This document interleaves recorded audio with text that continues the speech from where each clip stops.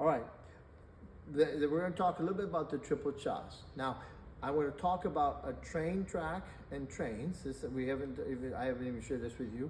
We're just doing it because you asked me to do this about the triple lock. I want to talk about two things: foot position and locking action. And it all has to do with a train. So a train has two tracks. So if you watch my feet, they're two separate tracks, all right? Two separate tracks. But if I put one track forward and put the heels turned out, it looks like one track now. I'm in one track, all right? So what happens is in a locking action, I want to assist. So anytime I'm gonna do a forward lock and I do my back break, I'm gonna do a forward lock, a normal walking action would be there. It's almost like what we call a spiral action or CBMP. I'm gonna cross my track slightly. So I'm there. When I cross, it just comes forward.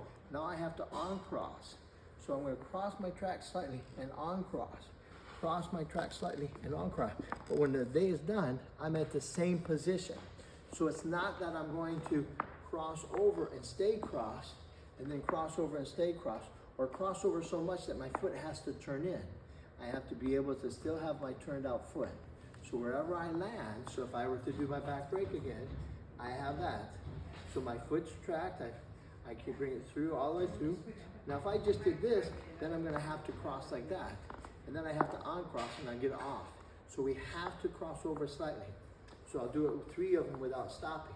So here's my back break, here's my place, I do this.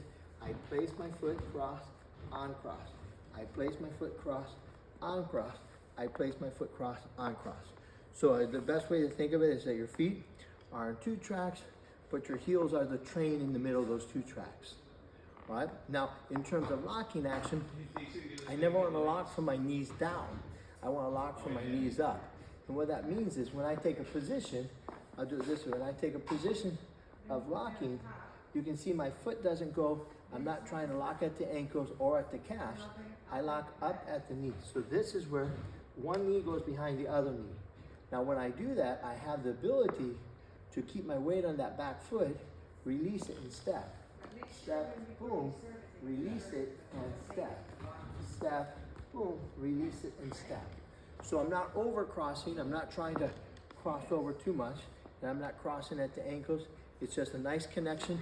And if you can see my feet, they're still on 2 separate tracks. I don't cross. I don't want this leg and that leg, these 2 feet, to pass each other. I'm right here. When I go backwards the same way, if I'm going to do a backward lock, I don't step straight. If I do a forward check, I don't step straight back. I'm crossing behind. So this foot can stay straight. There. Now I cross behind. Now this foot can stay straight. So whichever step is number 1 is the one doing the moving. Number 2 stays on the same spot, both moving forward and backwards.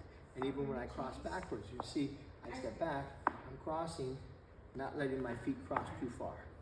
That's a really big no-no, is to go like this and let your feet cross, because then you're going to fall off balance. So in terms of both moving forward and backwards, my feet have to prepare, stay on the track, or go backwards, prepare, stay on the track, and step.